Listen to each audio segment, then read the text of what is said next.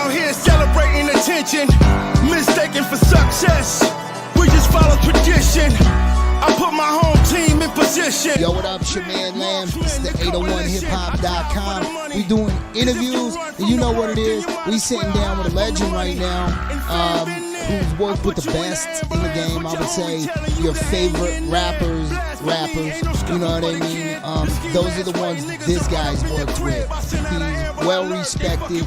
I mean, he's got the views, he's got the look, he's got it all going on. It's your man Termanology. What's up, Termanology? Peace, my brother. What's the word? Bless. So hey, dog, I see you from Boston, Massachusetts. Is that where you from? Yeah, Lawrence, Massachusetts. I grew up in these two cities, like, you know, north of Boston, called Lawrence and Haverhill. So, you know, kind of like the Boston area, you could say. That's where I originally grew up. And then I moved to New York in 2007. So, you know, I'm kind of from New York too, but, you know, I rep both. I rep Boston and New York. Right. What part of New York are you? I mean, what hood is it? Well, right now I got a spot in Brooklyn. I got my own studio. It's called Time is Money Studio in Brooklyn. It's in Bushwick, Brooklyn. Yeah, I know Bushwick. My brother Static Selector got his own studio in Bushwick as well. He's the one that got his lab out there first and motivated me to get mine, and now we both got labs out there. You know what I mean? That's what's up. That's dope. Yeah, I remember when Static was in a stairwell back, like 15, 20 years ago. He had a studio that was in the cuts, right? Yeah. I just remember going, my homeboy took me, and I was like, kind of like, yo, this is shifty, man. This is pretty crazy over here, dog. You know, and then we get back through this hallway that literally like had some bullet holes and shit in it, dog. And then we get back through this hallway, and there's this badass studio in the back. And yeah, that was a dope moment. You know what I mean? I had went out there. I had raided the NBC studios, the big old tower out there. M was over there, and I was trying to get up in there. You know what I mean? It was in my early days. You know what I mean? Trying to figure out any way to get in whatsoever. But man, so what is your favorite venue out there in New York? I mean, New York has a lot of legendary spots. One that I could say that I've had a lot of good times at would be SOBs. SOBs is just such a legendary venue. I mean, people have been all around the world and done crazy concerts and venues, but it seems to be like a big deal to artists when they finally get to rock SOBs. And you can even see like an early video of Kanye, like when like Talib and most were popping and he wasn't popping yet. They brought him out at a show at SOBs, and it was a big deal. It was in his documentary and all that stuff. So I would have to say SOBs is probably my favorite as far as for NYC goes. That's what it is, man. That's what's up. I like it when I'm out there. There's a place in Sunset Park that Scram Jones spins at. And I love that location out there. And everybody in their mom literally raps out there in Sunset Park.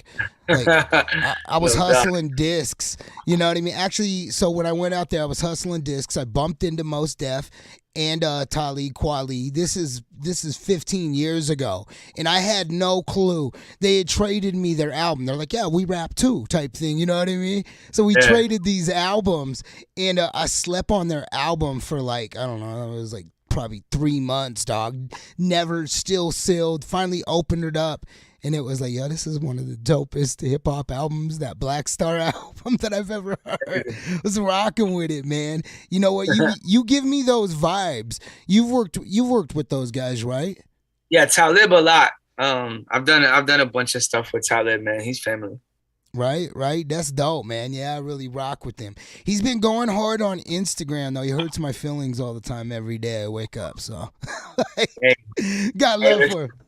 You know, IG is a crazy place, man. Yeah, I think sometimes it'll be like memories or on like Facebook, for instance, pop up, and I'll make myself mad. Like, damn, I said that. You know, I hear that. Yeah, so man, you coming out here? You coming out to Salt Lake City, Utah? You coming to rock the All-Star Weekend, dog? That's so dope, man. How do you looking forward to it? Yeah, man, I'm a basketball fanatic. I was actually just watching the Super Bowl with my entire family, and I was telling my mom and I was telling my kids, like, hey man, I was with mom. Remember, I used to be a little kid, 6, 7, 8, 9, whatever the case was, sitting around the TV with all my cousins, watching the 3-point contest and the All-Star game and the slam dunk contest, all the way back since the 80s, late 80s, early 90s. I've been watching them, and I've never been able to attend. So it's kind of like a blessing, man, when you hit me up to come out and do the rap stuff, because I got to do the rap stuff and go link up with my man Destroy. He always does a lot of events on All-Star, working with the NBA. So basically, he kind of told me he can get me into some places, and I'm gonna be going to some games and stuff like that. So I'm just like super excited because they're fanning me. I'm a 40-year-old man now, but I've been 30 years, huge NBA fan. So it's so cool to come out there and do that. And then at the same time, I get to travel and I get to do hip hop stuff. And you know what I mean? It's a beautiful job I have, I must say. I see you the Celtics fan. Obviously, you from Boston, so you know what I mean. You gotta rock with it. Huge Celtics fan. Yeah, man. I've been ever since Larry Bird. Obviously, you know what I mean. That's dope. You know the vibes. You see the banners. Oh, I see you all the time rocking your Celtics repping, dog. Yeah, I actually got a brand new jersey I haven't worn yet. I just bought just for your event. You know what I'm saying? All right, man. Looking forward to it. Yo. Yeah, I copped the throwback Bill Russell joint, which I've never had before. So I'm going to be busting that out. You know what I mean? They just retired his number across the league. So I thought that would be fitting to wear that to the All-Star game and wear it to the event. Yeah. Shit, I might wear this hat with it while I think about it. I heard how you put that track together with the flyer, the one the basketball joint that you had. And yeah. Ooh, nasty, bro. You're such a lyricist. It's stupid, man. I ride with it every time. I'm like, oh man, like you that dude, bro. Like somebody listens to you and spends the time, they're gonna find themselves a little diamond. You know what I mean? Like, oh, there's where we at. And there's not very many of those nowadays, bro. Like that's the reality. You're one of them. You need to be marketing the shit out of you.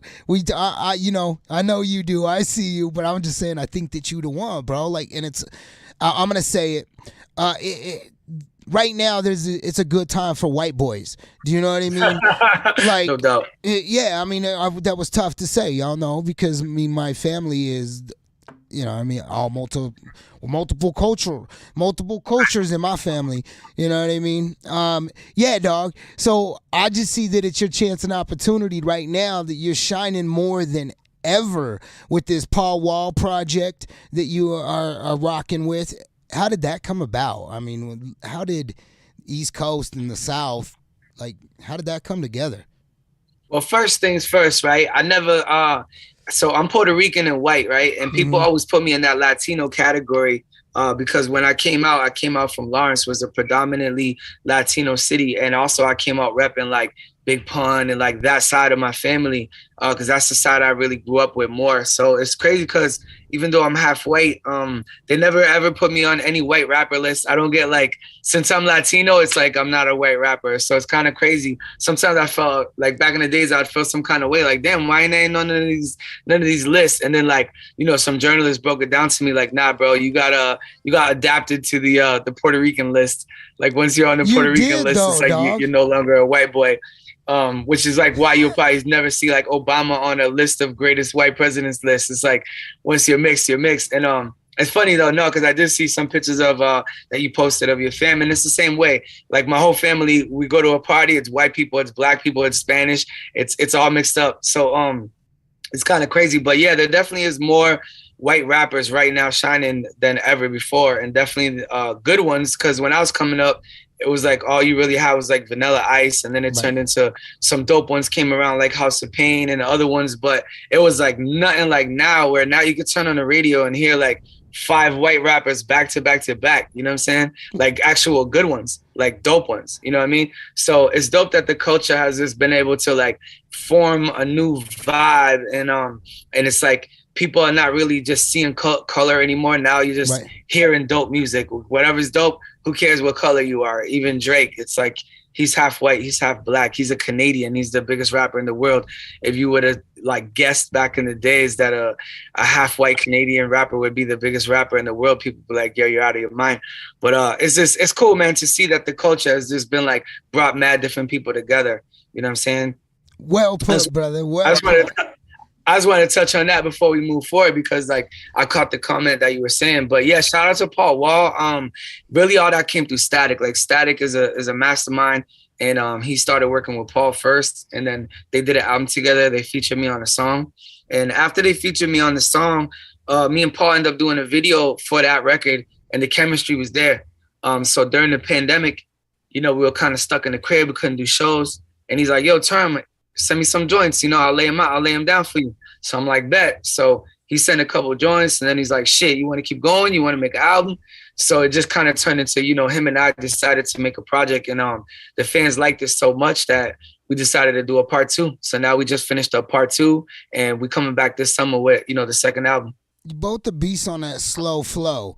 So like, I mean, you can hit that pocket. So for me, both y'all together sounded beautiful. It was like, yo, they both got that pocket. You know what I mean? I agree, man. Another big fan that I am of your records. I would have to say, I love the stuff that you've done with like the locks and all that. Ooh, what we got there? What we got there? It's the Paul Wall vinyl. It sold out in the week the album dropped, so a lot of people didn't get it. Shout out to my pops. There's a picture of my pops. But yeah, man, like, shout out to this vinyl and this project with Paul, because it was real special.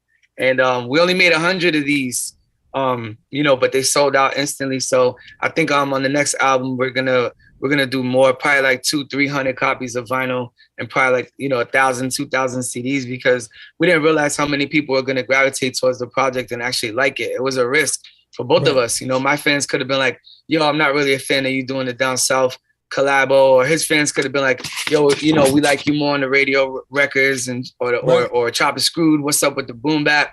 So the fact that they kind of liked us together, we thought it was really dope. I thought it leveled y'all out. I mean, that's my opinion, as far as being able to swallow, if you will, because you both y'all are lyricists in your own right, but I would consider you like an MC.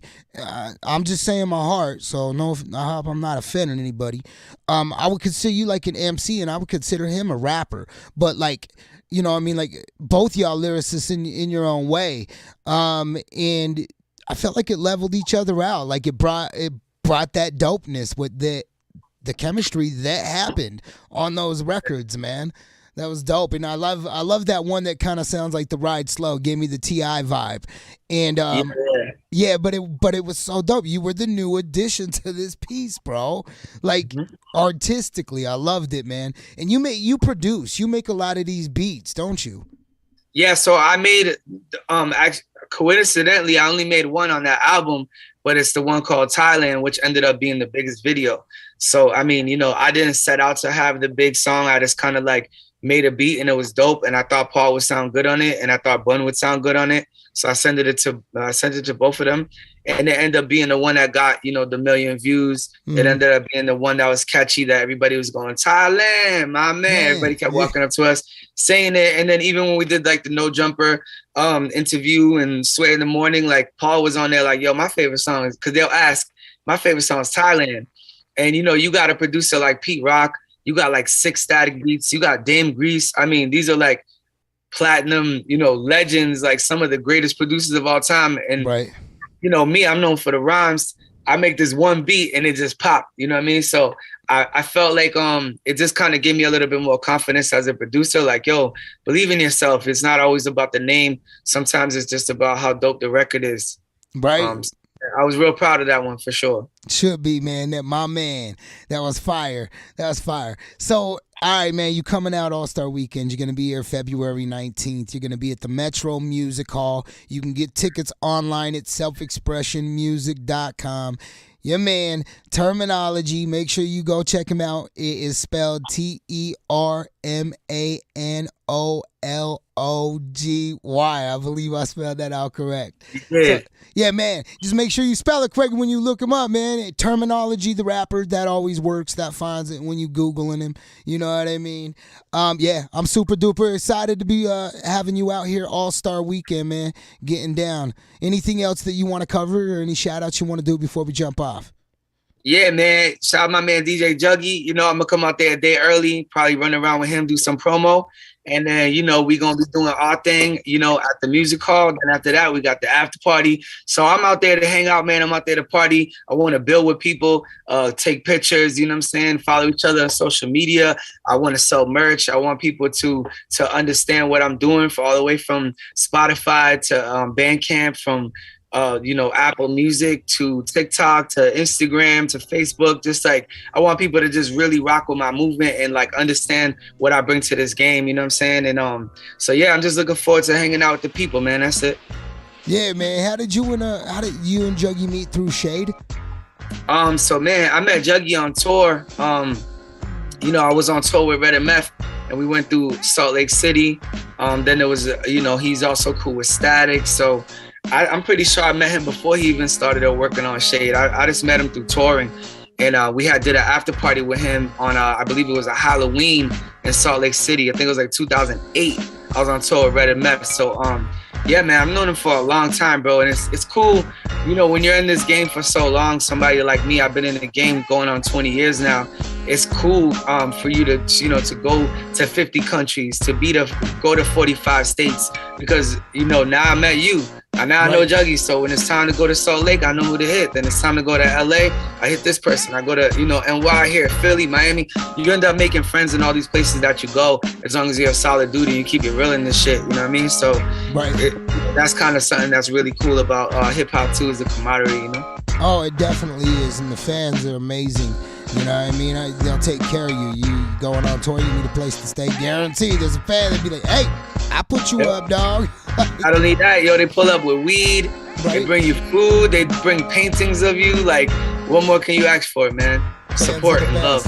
So y'all, man, make sure all y'all fans come out, come support February 19th, Metro Music Hall, Termanology, and all the whole thing that's going down. Shout out to Mike Masters, Self-Expression Music is going down. 801hiphop.com, your man Lamb, we out. Peace. Locks came in this game as a goddamn threat. Put us with MOP, now that's a goddamn bet. I got nothing else to say, yo, turn where you at, nigga. My pen made of explosives, I swear to Mary and Joseph. I'm 94, shook, Mary and focus. Incomparable dopeness, bitch, I'm barely the brokest. I got stockbrokers coming over carrying folders. Manila envelopes filling out, take care of the posters. The newest vaccine on the scene, the scariest doses. My interior is superior, they sick as malaria. MOP, LOX, allergy in your area. From filling up the marine, it's the filling up millimeters. We diversified geniuses. Red beam if you lean on us, immediately leave you screaming when the heat is steaming. Doctor trying to relieve him, that surgery gon' be tedious. Holes in the back, packing drugs like Sevius. Mischievous, we're mixing them ingredients. My trap talk devious, whip got a key in it. Before trees were legal, scale always had a P on it. Pen game precise, the poetry is premium. Walking dictionary and encyclopedia. Legendary grind, go and check my Wikipedia. Never listen to cry lives in the media. Your enemies will pray for the day you decay. So the trays by the waist and the K's in the safe. ST dot the score, we rock motherfuckers. Like it's something for me to let it pop, motherfucker.